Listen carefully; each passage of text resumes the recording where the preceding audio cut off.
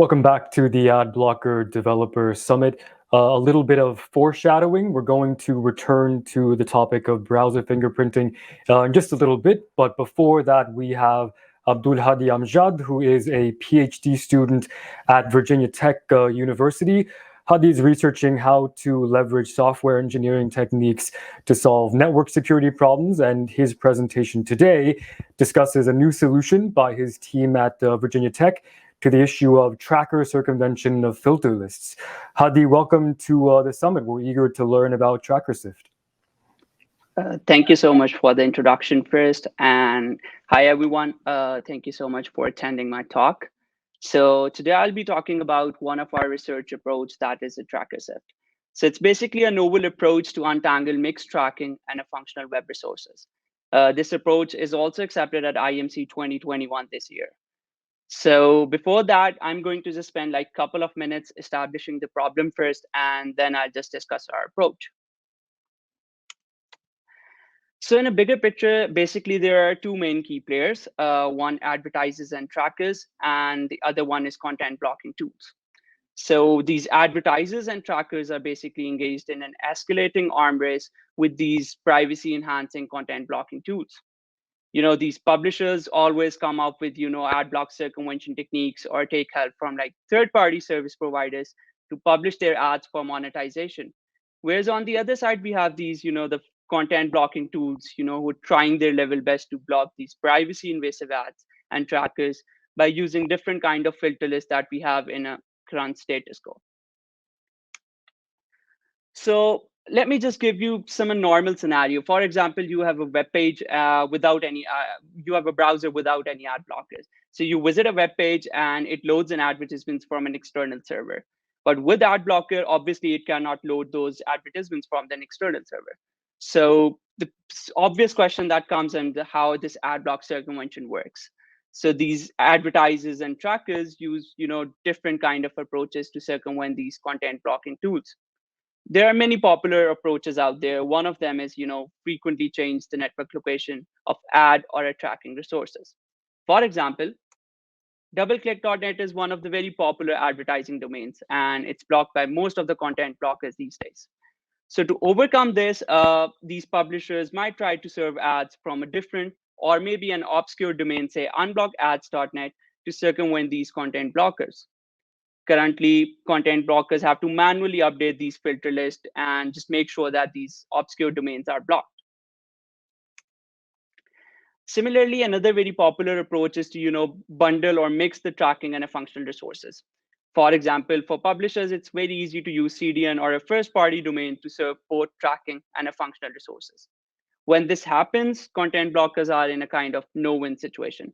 Obviously, because if they block these domains, then they might break the legitimate functionality. And if they don't, then user privacy is obviously compromised. So to address this issue, content blockers have to implement like more fine-grained approach where they have to come up and analyze some resource URLs. For example, canyoublockit.com initiated by ads.js can still be blocked, but whereas canyoublockit.com initiated by content.js can still allow. Another very common issue with the content blockers, especially using the filter list, is the granularity. So one of the conducted studies proved that ad blockers using generic filters with a broader scope, it might cause like 65% of the errors. So these filters with the broader scope, we mean the set of rules that cannot be blocked just to avoid the site breakage. So the example on slides is from the easy list that have this small allow list just to fix the site breakage. So again, to untangle these mixed resources, content blockers have to come up with like more fine-grained approach.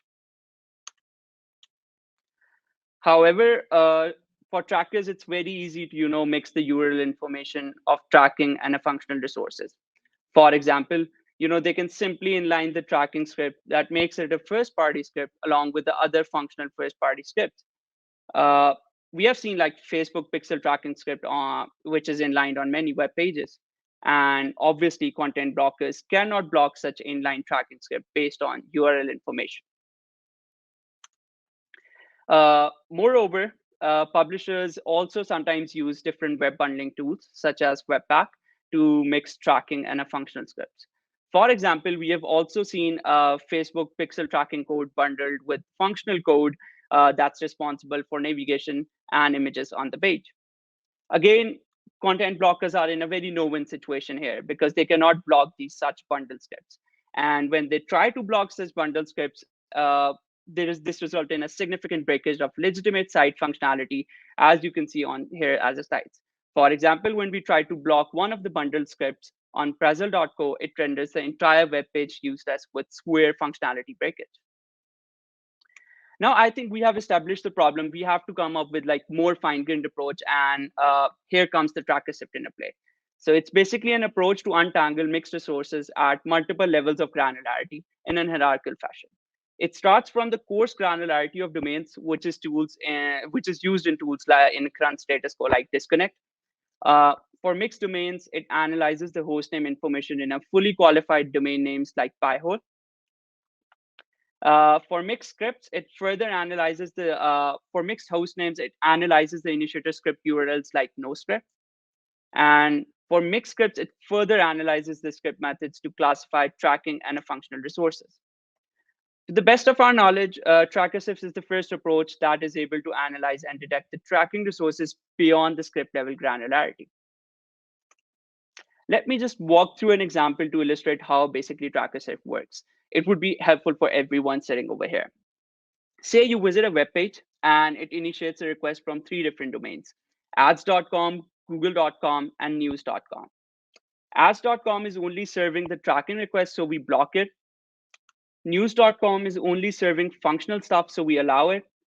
But google.com is the problematic one. It's serving both tracking and a functional request. So we cannot decide at this level. So we have to go one level deeper. That's the hostname level.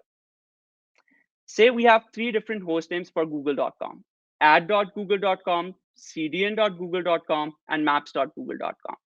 Ad.google.com is only serving the tracking request, so we block it. Maps.google.com is only serving functional requests, so we allow it. But again, cdn.google.com is the problematic one because it's serving both tracking and a functional request. So we cannot even decide at hostname level, and we have to go one level deeper. That is the script method level. Now we see, let's say just see all the requests for cdn.google.com is being initiated by 3 different scripts: sdk.js, clone.js, and stack.js. So sdk.js is initiating tracking request for cdn.google.com, so we block it. Script stack.js is initiating functional request for cdn.google.com, so we allow it. But again, script clone.js is the problematic and the mixed script. So we have to go and analyze things at the method level granularity. So here comes the TrackerSift novelty, and we see like 3 different methods from clone.js, say method M1, method M2, and method M3. Method M1 from clone.js only initiates tracking requests, so we block it.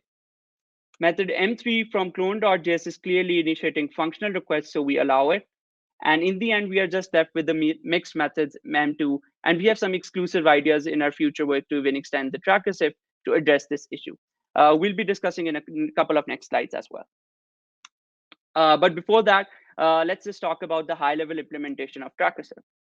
So TrackerSift uses an instrumented browser to crawl websites and track the provenance of network requests at the granularities of domain, hostname, script, and method level.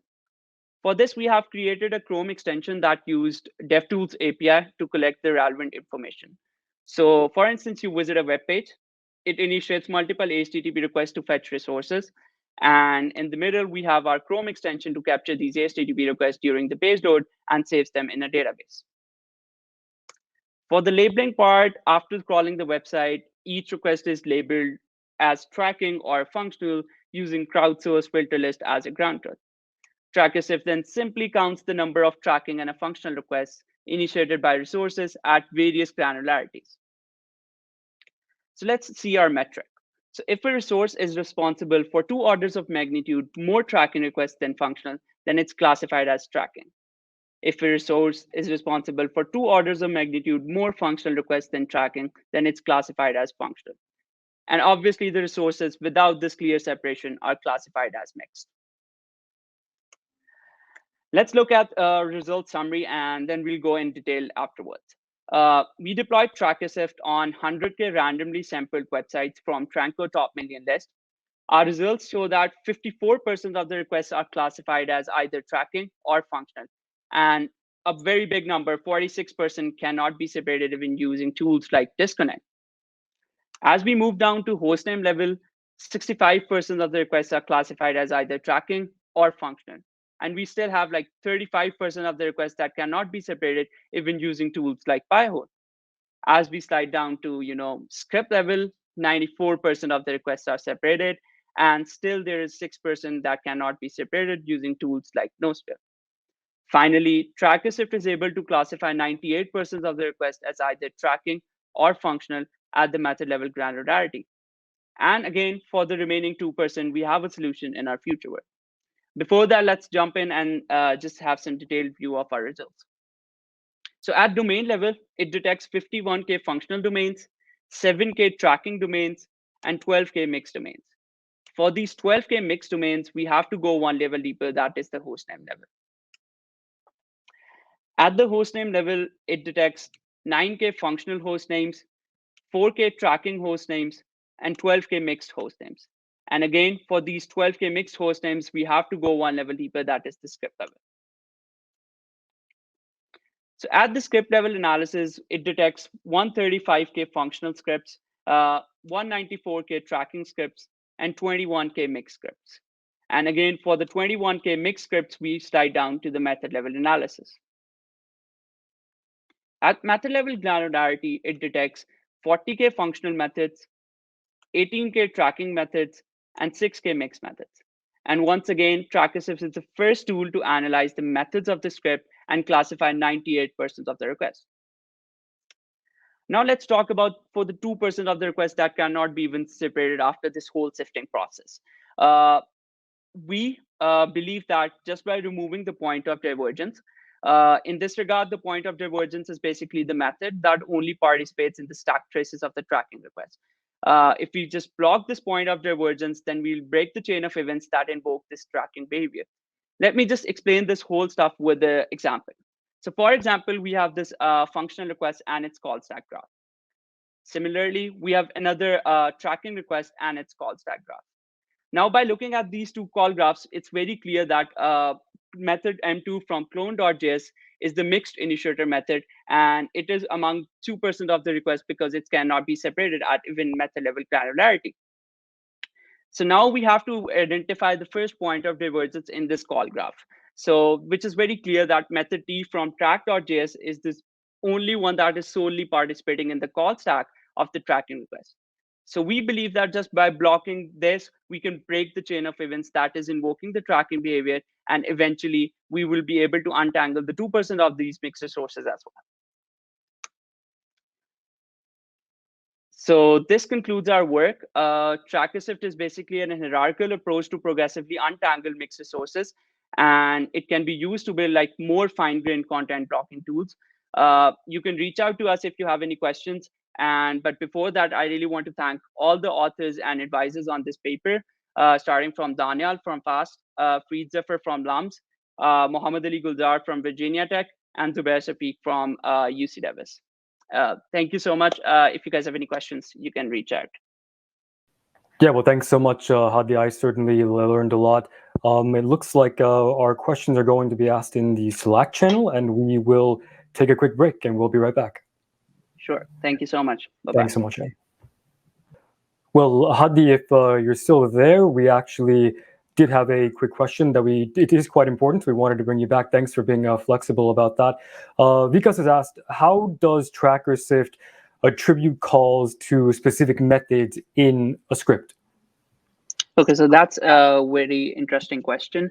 So basically, the methods are for the initiator scripts first, and second, how we attribute those methods, right? So for each method, we just have group by the method with the number of requests it's actually initiating. So if initiating like more tracking requests than the functional requests, then it's classified as a tracking method. And if it's if it's initiating more functional requests than the tracking one, so it's classified as a functional one. And for that exact numbers, we just shared the slide where I just established the metric for ourselves that if it's greater than like 2 orders of magnitude tracking request, then the functional, so it's tracking, and otherwise it's functional. Yeah, that's brilliant. I think that TrackerSift really has the potential to address a lot of issues that we're facing right now. So Haddi, thanks again for presenting, for coming back. We really appreciate you being flexible, and we're really eager to see where TrackerSift goes in the future. Thanks so much. Yeah, thank you so much. Thank you so much.